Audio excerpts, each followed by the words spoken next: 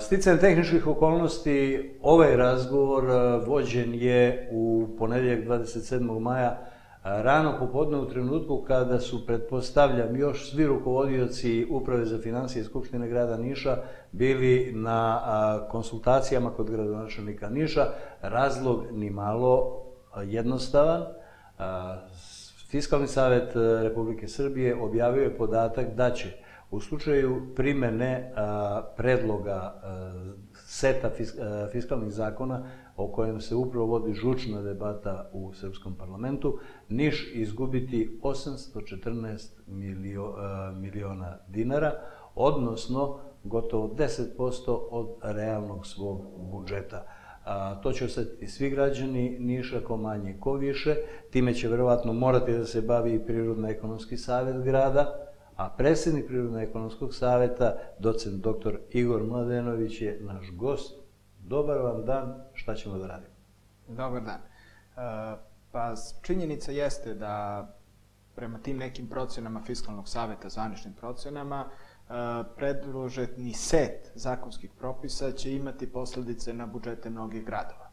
Između ostalog, tu je i grad Niš i svakako da ova činjenica da će poreski prihodi u gradu biti izuzetno manji jeste nešto što svakako treba da zabrine aktuelnu gradsku strukturu, a svakako i nas kao članove Privredno-ekonomskog saveta iz prostog razloga što neke naše aktivnosti koje sada činimo predviđamo da realizacija tih konkretnih stvari vezanih za poboljšanje poslovnog ambijenta u Nišu oslanjale su se možda na budžet iz, da tako kažemo, planova za budžet iz naredne 2014. godine. Uvažavajući ovu okolnost, bit će veliki broj budžetskih korisnika koji će nas zapravo morati da se uklopi u tako, ajde da kažemo, redukovan budžet, što svakako jeste jedna velika opasnost za naš grad. Međutim, ovde se postavlja jedno drugo pitanje. Možda je pitanje sa aktuelnim zakonskim propisima kako i zbog čega smo došli ovde i zašto se to čini i da li se to čini upravo na valjan način. Prosto, ja bih sad tu ne mogu da ne reagujem. Ima nešto što je iznad svega. Koliko god razgovarali o tome šta je bilo juče i šta je bilo prekjuče i zašto tada nije urađeno ovako ili onako, činjenica je da smo mi sada u situaciji u kojoj jesmo. Kad su se Grci našli u svom problemu, mi smo rekli, braćo naša, da ste znali kroz šta smo mi prošli, vi biste se odavno odrekli mnogo čega da biste izbegli situaciju u kojoj ste sada. Međutim, čini se kao da, što narod reče, mečka ponovo igra pred našim vratima i da se mi sada upravo suočavamo s problemom. On je veliki, on je ozbiljan i vlada mora u tom trenutku nešto da preduzme. Lako će opozicije kritikovati ono što je bilo juče i prekjuče ili činjenicu da Dinkić 10 godina vodi ekonomiju ove zemlje. Ali pitanje da li u ovom trenutku moralo da se donese baš takav set zakona ili je moglo da se uradi nešto drugo? Činjenica da je moralo da se uradi takav rez, da tako kažem, i takav set zakona iz jednog prostog razloga. Budžet Srbije se ne, republički budžet pre svega, se ne puni u skladu sa planiranom dinamikom. Isto imamo sličnu situaciju i na lokalu, gde takođe predviđeni i planirani budžet takođe se ne puni sa, da tako kažemo, predviđenim prihodima i procenama koje su se očekivale. To što se republički budžet, pa samim tim i lokalni, što je takođe evidentno, ne puni, posledica jedne činjenice da je privreda posustala i da broj, da tako kažemo, poreskih obveznika koji imaju obavezu da plate porez, jednostavno nemaju takve prihode. Poreska osnovica je značajno manja, pa samim tim manji su i prihodi. Kada pogledamo set poreskih zakona, reč je o, ajde da kažemo, 6 zakona koje su u proceduri. Jedan se tiče poreske administracije, čiji je cilj povećanja njene efikasnosti, što je svakako dobra stvar, ali ako hronološki, ajde da tako kažemo, prođemo zakon po zakon, da ne bismo generalizovali, odnosno damo odgovor zašto i baš zbog čega je to moralo da se radi.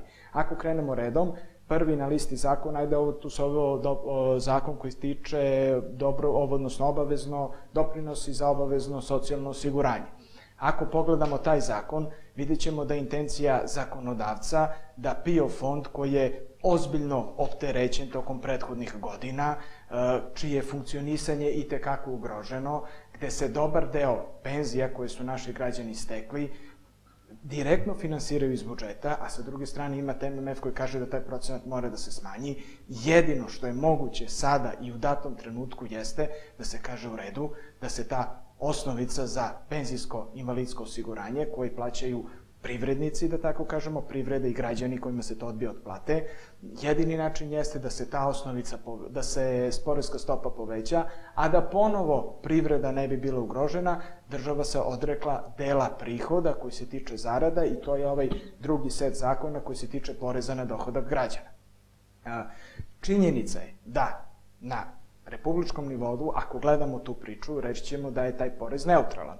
U smislu da prihodi koji se ostvaruju po osnovu poreza na dohodak građana, menjaju se, tu se smanjuje poreska stopa, povećava se poreska stopa koja se daje za isti iznos za obavezno penzijsko osiguranje i onda će faktički deo para koji je išao po osnovu poreza na prihod na dohodak građana, koji je išao, da tako kažemo, republički i budžet na lokalu, bit će realociran u, da tako kažemo, penzijskom fondu. Dobro, i onda dolazimo do onoga što ja sasvim pojednostavljeno kažem, gradovi će platiti ceh za penzije. Imaćemo penzije, ali će zato gradovi živeti lošije. To je vrlo jednostavno. Da, jeste, u tome se slažemo i to je sada jedino rešenje koje je moglo da se ponudi. Kad se to kaže u Skupštini Srbije, onda, recimo, ministar Dinkić reaguje tako što kaže pa neka gradovi povećaju svoje izvorne prihode, recimo prihode na imovinu, prihode na plate koje oni dobijaju, ali tako što će od subvencije države graditi, investirati, graditi nove fabrike, zapošljavati nove radnike, oni će dobijati nove plate, a onda ćemo uzimati nove poreze, pa ćemo nadoknaditi to. Koliko može da traje taj proces u jednom Nišu koji odavno nije vidio ozbiljnu investiciju?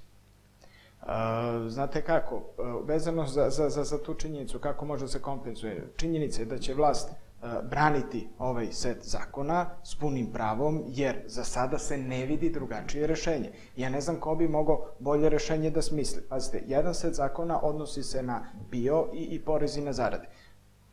Čitava poenta priče jeste da se privreda ne dodatno opterećuje. U jednom delu je tamo i upravo za radno intenzivne delatnosti jeste taj neoporezivi deo se povećava sa 8 na 11.000 dinara, što znači što dodatno stvara mogućnost da je tako kažemo da se rastereti privreda, a sa druge strane traži se način da se smanji taj jaz za penzijsko invalidstvo, za PIO fond. Da li je to dobro rešenje? Kada nemate drugo, vi morate da odreagujete, jer šta je drugo rešenje, da nemamo penzije? Posle svega što smo ovih dana čuli, praktično stvari opet postaju vrlo jednostavne. Znači imamo klackalicu, prihodi gradova od poreza na zarade na jednoj strani i penzijski fond na drugoj strani. Uzgled se kaže privreda će biti rasterećena za 4 milijarde dinara, ali s obzirom na broj zaposlenih, to dođe otprilike 21 evro godišnje po zaposlenom. Ne verujem baš da će privrednici mnogo da osete od toga. Mada 4 milijarde zvuči lepo. Lepo, jeste, to ste u pravu. I jedno od ponuđenih rešenja upravo u ovoj priči za rešavanje problema budžetskog deficita, pazite, javni dug Srbije već je prešao tu alarmantnu granicu od 60%, što svakako nije dobro.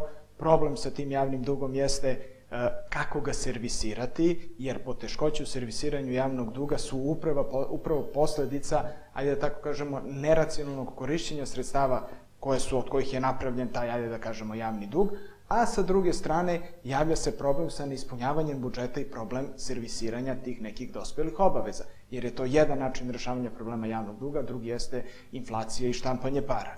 Pošto dug mora da se plati i da se vrati iz realnih izvora, ono što država treba da čini jeste da pokušava da puni budžet.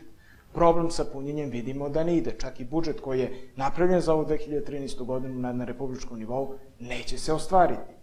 Nešto mora podhitno da se radi. Jedno od rešenja jeste i promena ovog zakona o porez na imovinu građana. Suština promene tog zakona, ne možemo mi sada da se ljutimo na republičku vlast ili na lokalnu vlast. Činjenica jeste da ako pogledamo set poreskih obveznika koji je bio do sada, obuhvaćen postojećim zakonskim rešenjima. Vi ste imali i nakon uvođenja ovih novih zakonskih rešenja, situacija se menja na sledeći način. Naime, građani, slažem se sa vama, znate, to se sada sve malo vulgarizuju stvari i sve to. Činjenica da se povećava opseg onoga što će se od fizičkih lica oporezivati kao imovina građana. I to nije dobro, ali kada nema drugog rešenja, država se hvata za ono što je moguće. I u proseku neko to povećanje, poresko opterećenje za građane bi trebalo da iznosi do 40%. 40% u odnosu na postojeće poreze koje se plaćaju na imovinu. Znači, ko je plaćao 10.000 dinara godišnje, sada će plaćati recimo 14. U proseku na nivou Srbije. Ali pazite, drugi, da tako kažemo, deo koji se tiče poreskih obveznika, koji bi to trebali da plaćaju, jesu upravo pravna lica. Pravna lica koja imaju neku imovinu koja do sada nije bila obuhvaćena porezom. Ono što bi se obuhvatilo novim poreskim setom, prihodi koji se očekuju, odnosno povećanje, ako je u slučaju fizičkih lica 40, 37, nešto procenata, kako su predviđenja, ovde imate čak povećanje od 167%. Šta to znači? Vi imate firme, poenta promene zakonskih propisa jeste da se poreski ravnomerno opterete svi građani Srbije. Ako smo opteretili onog ko plaća 10 ili 5.000 za 40%, mnogo više će biti opterećeno ono pravno lice koje ima lokale, objekte, različite stanove koji se vode na firmu, da tako kažemo, a koriste se možda za stanovanje, nisu prodati, čuvaju se kao... Upravo sada država pokušava da ovim poreskim setom obuhvati i one poreske obveznike koje do sada nisu bili obuhvaćeni i morat će da plate porez na tu imovinu. Čak se tu, recimo, stanovi su jako interesanti, jer vi imate masu privrednih društava, ajde da kažemo privatnika, koji su na ime svojih firmi ostavili različite stanove iz kompenzacije, iz poslova i svega toga, i to država ne oporezuje, vodi se tamo kao osnovno sredstvo i to država nikada nije oporezivala.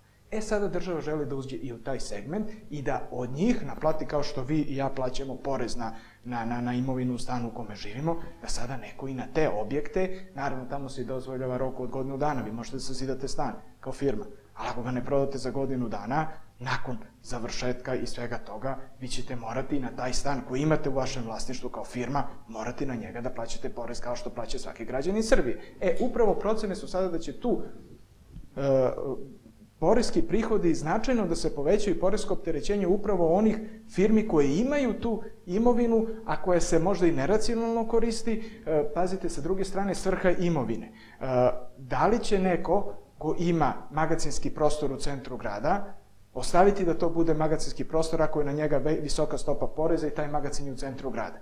Suština jeste da racionalno prostor koji nam je ograničen pokušamo da ga efikasnije iskoristimo. Znači ima tu čitav set stvari gde država pokušava, ali ponovno kažem, država se sada spašava, pokušava da nađe gde to i odakle da generiše prihode. Svako državno zahvatanje nije dobro.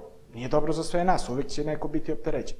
A poenta ovih zakonskih propisa jeste da se ravnomerno podeli teret, da oni koji su bogatiji više podnesu taj teret, a oni koji su manje ekonomske snage, ajde da kažemo nemaju dovoljnu ekonomsku moć ili ajde da kažemo siromašniji, da taj teret manje podnesu. I sad smo tu verovatno kod ključnog dela naše priče, jer pokazatelji Fiskalnog saveta kažu da će najviše biti pogođeni veći gradovi u Srbiji, recimo Niš, Kragujevac, Užice po 16%.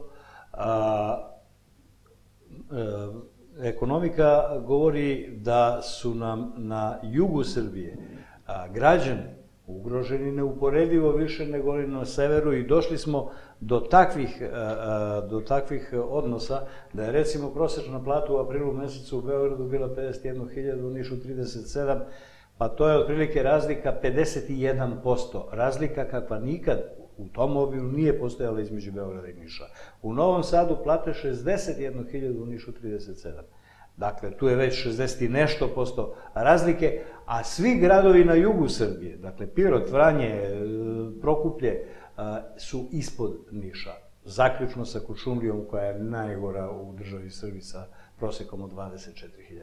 Dakle, kako to da mi očekujemo da neravnomerno budu pogođeni građani kad ovaj jug Srbije stalno neravnomerno najviše opterećen? U najtežoj situaciji.